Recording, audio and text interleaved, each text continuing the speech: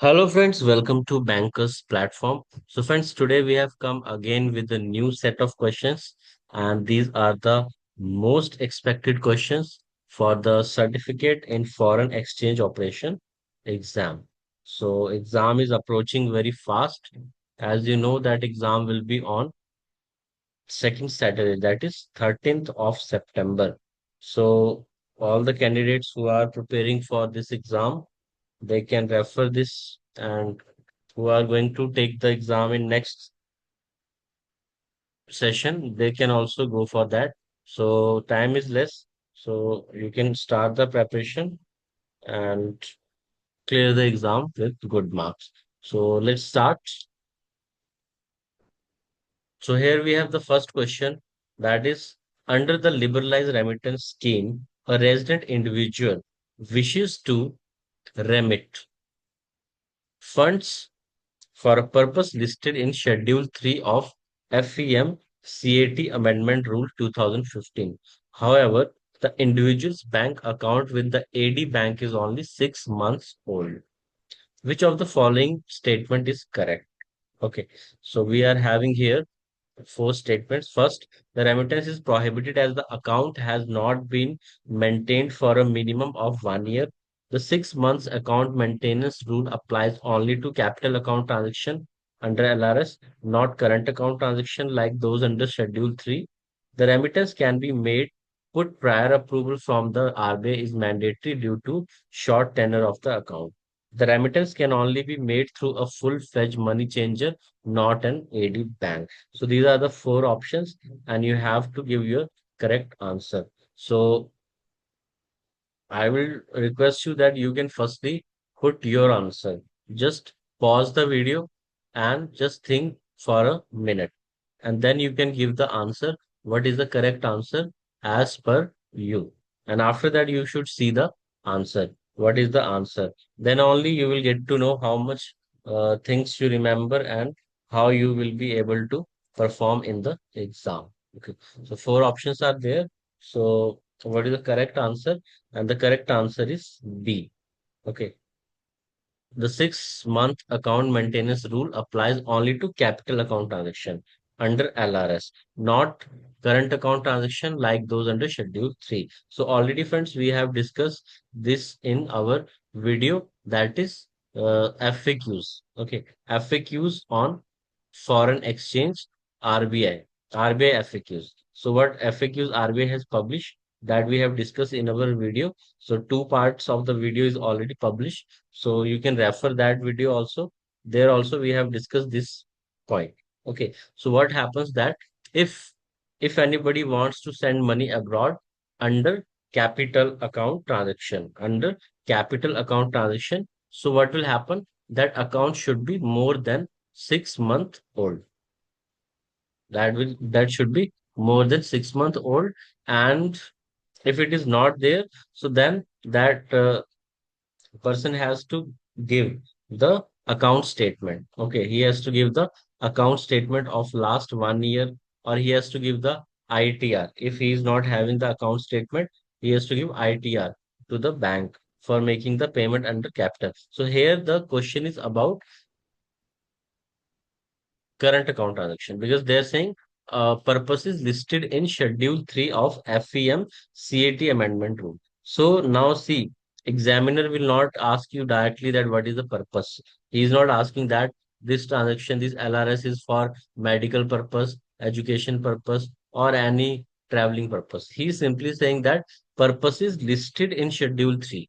So when he is saying Schedule 3, then you should have the understanding that what is listed in Schedule 3. So in Schedule 3, what is listed? And it is about current account transaction. All the listing is about current account transaction. So this second is the correct answer, that this rule applies to the capital account transaction, but not for the current account transaction, because that is listed in the Schedule 3 of Foreign Exchange Management Capital Account, sorry, Current Account Transaction Amendment Rule. So this is the correct answer. So in this way, questions will be coming. And one more thing, that here the question is direct like A, B, C, D. So B is the correct answer. But in exam, The questions may not be like that. It may be like A and B, okay, B and C, A, B, C, all of the above, none of the above. So like this, the examiner will try to confuse you for answering the questions. So you have to be very like confident. You should be very confident to mark the answer. Then also. Okay. So let's see next question. Question number two. An Indian software company proposes to receive 30% of its export proceeds from a foreign startup client in the form of equity share. Under what conditions is this permissible? Okay. So our options are A. It is always permitted under the automatic route as it's a form of export realization. It is permitted only if the software company is an SEZ unit. It requires the prior approval of the RBI. It is not permitted under any circumstances. Export proceed must be received in cash. So now you have to tell what is the correct answer for this. So again, you should pause the video and give your answer and then see the correct answer. Okay. So here the correct answer is C.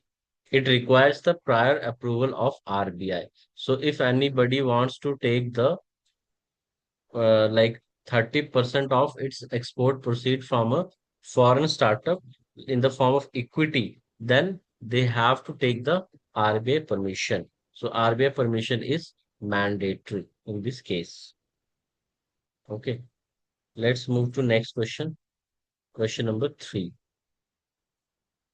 Regarding the issuance of guarantees for overseas direct investment, ODI, which of the following scenarios requires prior approval from the RBI? So our options are A, an Indian party issuing a corporate guarantee on behalf of its first level wholly owned step down operating subsidiary. An Indian party issuing a performance guarantee for its JV abroad where 50% of the amount is within its financial commitment limit. An Indian party issuing a corporate guarantee on behalf of its second level step down subsidiary, provided it holds an indirect 60% stake in it. An individual promoter issuing a personal guarantee for the overseas WOS. So you have to tell which of the scenario requires the RBI approval. So let's see what is the right answer. Correct answer is C. Okay. C is the correct answer.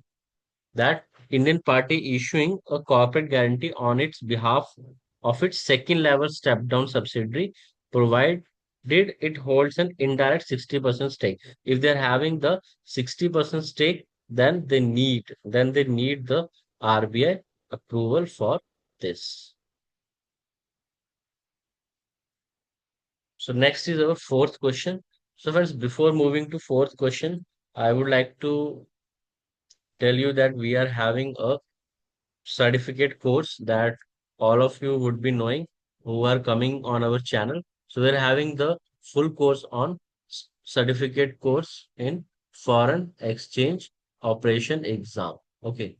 So on this, we are having the full course, and that full course you can purchase for your uh, studies. It is a like a combination of study material, you will be getting the videos, and you will be getting the mock test. So all these three things are required for clearing the exam. So everything you will be getting there, and our course is enough to clear this exam. So if you are willing to purchase, you can just download our app, or you can just visit our website. The link is available in the description, and you can visit the website or app, and you can purchase the course.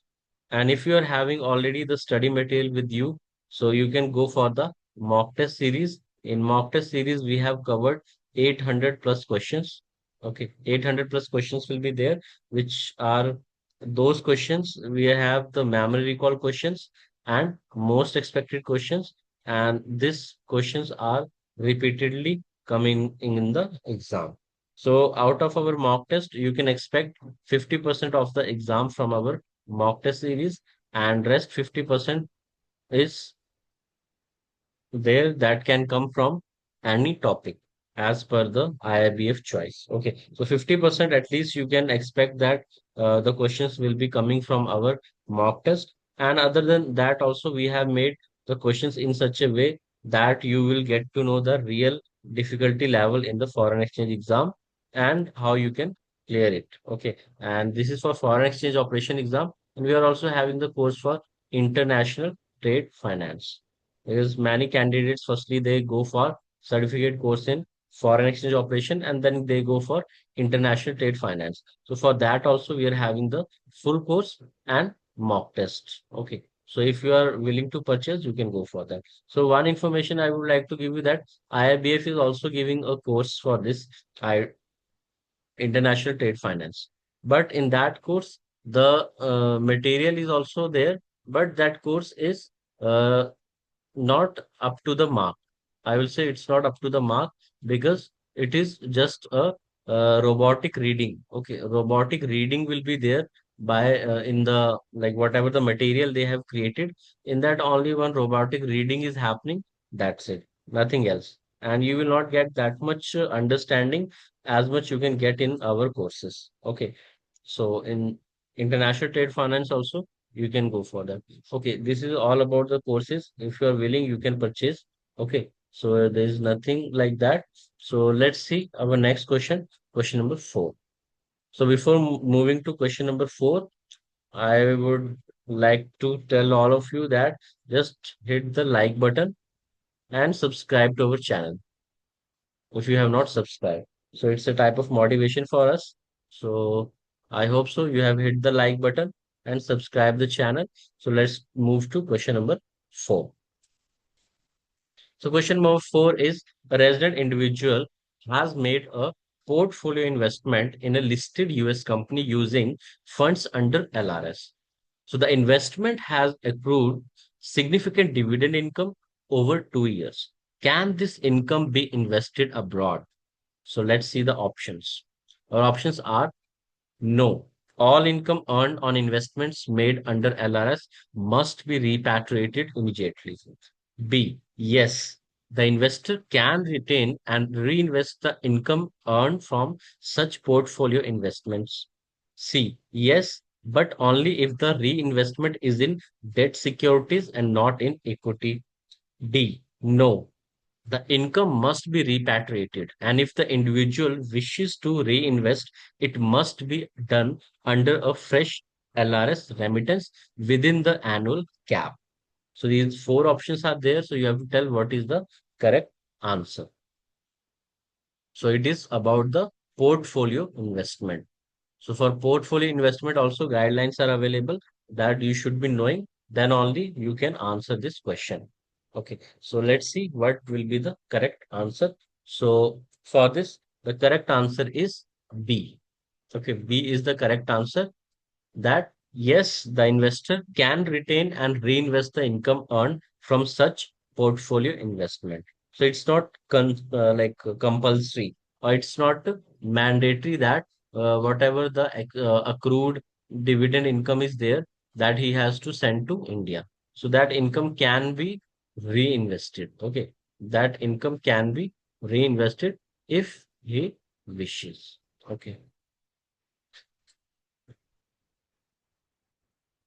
So friends, if you are having any doubt you are having related to any topic, you can just drop your message in the comment section and we will definitely try to answer as soon as possible. Okay, let's move to next question. Question number 5. An authorized dealer category 1 bank is scrutinizing a request to remit funds for a current account transaction. The remitter's declaration in Form A2 states the purpose as consultancy services. The AD bank should. So, what AD bank should do? First, rely solely on the remitter's declaration and effect the remittance. Reject the remittance as consultancy services require prior approval from the RBI. C. be guided by the nature of the transaction as declared, but must ensure it is permissible current account transaction and is not under the prohibited or restricted list. Ask the remitter to get a certification from a chartered accountant confirming the genuineness of the transaction. So four options are there. You have to tell what is the correct one. Okay. And here again, this has come Form A2. So what is Form A2? Form A2 is submitted by the customer, resident individual in the AD bank when he want to send the money abroad. Okay. When he want to send the money abroad, he has to give Form A2 and he has to give Form A1 when Form A1 for when he's sending money abroad for import purpose, import transactions. And one more form is there, Form A1, A2, and one form is A3. This already I have discussed in previous video. So you have to tell what is Form A3 in the comment section. Let's see how many of you know what is Form A3. Okay, so for this question, let's see what is the right answer. Correct answer is C. C is the correct answer that uh, the AD bank should be guided by the nature of transaction as declared, but must ensure it is a permissible current account transaction and is not under prohibited or restricted list. Okay, so we have to be guided by the guideline. And whenever we are doing any foreign payment in the banks or receiving any payment, so we have to use the purpose code. Okay, purpose code we have to use. So we have to refer the purpose code list, which already we have discussed in one of the video. I think in LRS transaction, LRS related video is there. In that, I have already discussed all the purpose code which are available for making payment. So suppose he is doing the consultancy service payment. So we will just refer the purpose code list, and in the list, if consultancy service is allowed, so we can make the payment. And other guidelines are also to be followed, that the payment should not go to the country which is like identified by the FATF, or that company should not be identified by any FATF. Okay, so that is also the guideline that should be followed. Let's see next question, question number 6. What is the key difference between an SNRR account and an NRO account concerning their tenor and purposes? Okay, so two accounts are there, SNRR account and NRO account. So you have to see what is the key difference. So options are here. You can pause the video and read these four options A, B, C, and D, and just tell me what is the correct answer. So you can also write in the comment section. So for this question, the correct answer is C. Okay, C is the correct answer. That an SNRR account is non-interest bearing and is concurrent with a business contract, maximum 7 year, while an NRO account has no such tenure restriction and can be interest bearing also. So interest can be paid in NRO, but in SNNR account, interest cannot be paid. So you have to write in the comment section what is the full form of SN and SNRR and NRO. And one more you can write, that is NRE. Sometimes abbreviations are also asked, and abbreviations are very easy to remember, but sometimes you will get confused if you are not used to it. Okay, let's see next question. Question number 7. In the context of external commercial borrowing, if an eligible borrower raises a foreign currency ECB from a recognized lender and uses it for general corporate purposes, so what is the minimum average maturity period required? So options are 3 years, 5 years, 7 years, 10 years. So just tell me what is the correct answer. Okay. And this ECB topic is very, very important topic. You can expect 4 to 5 marks because the previous exam which happened last month, there 4 to 5 marks questions were from ECB topic only. So you should be very thorough with this Okay, so for this, what is the correct answer? That is 5 years. So 5 year is the correct answer. So 5 years is the minimum average maturity period for this type of ECB. Let's see next question, question number 8. A resident individual acquired foreign securities when he was a non-resident. So he has now become a resident of India. So what is the status of these securities? So first A, he must immediately liquidate them and repatriate the proceeds to India. He can continue to hold them as they were acquired when he was a non-resident, as per section 6, subsection 4 of FEMA. He must seek approval from the Enforcement Directorate to continue holding them. He cannot hold them, but they must be converted into rupee denominated deposits within 1 year of becoming resident. So let's see what is the correct answer. You can also give your answer. Question number 8. So the correct answer is B. Okay, B is the correct answer. So if a person is returning, he can continue to hold them as they were required when he was non-resident, as per this section of FEMA. So whenever the person want to sell the security, so he can sell and get the funds to India. So it's not a compulsion. There is no compulsion that he has become like a resident now, so he has to sell those security. Because who is a resident individual? Resident Indian. Okay, resident Indian can also like make the investment in foreign security. So there is no restriction. So in this way, we can remember. Only to confuse, they are making these type of questions, and the case study type of questions are very much available in the exam. So case study questions will give you 20 to 30 marks, you can say. So case study question you can solve only when you have the thorough knowledge, thorough knowledge of the subject, and you have understanding how the things are working, what are the guidelines, and how we have to practically use in the banking. Okay, so then only you will be able to answer the questions. So this video is also becoming so long. So I think up to 8 questions today we have discussed. This is enough for today. So more questions are there. And like this is eighth question, 9, 10, 11, 12. So many questions are there. This PDF contains, I think, up to 50 questions. Okay. Up to 50 questions are available. So this PDF also I will put in our Telegram channel. Okay, we are having the Telegram channel. That link is also available in the description box. So this PDF you can get from Telegram channel. I will upload this. Okay. And other than that, we have just created a recent mock test. Okay. That mock test is available in the Telegram channel. The link is available. The link is available to avail this mock test. And this mock test contains 50 questions.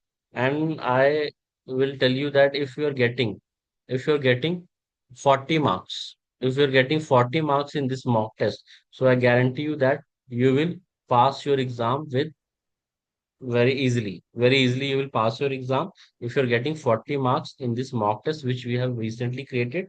The link is available in the Telegram group, and the link is also available in the YouTube post section. Okay, so you can just go and attempt the exam. So that exam will be very helpful for you, and it will give you a overview of the exam. Okay, so we have discussed up to 8 questions. Okay, up to 8 questions we have already discussed. Next, we will continue in the second part of this video, and next questions also we will be discussing. So, if you are having any query, any suggestion for our videos, our channel, so you can just write in the comment section, and we will give you reply. I will try to change those things where you feel we should change. Okay. So thank you, friends. Thanks for watching. Have a nice day.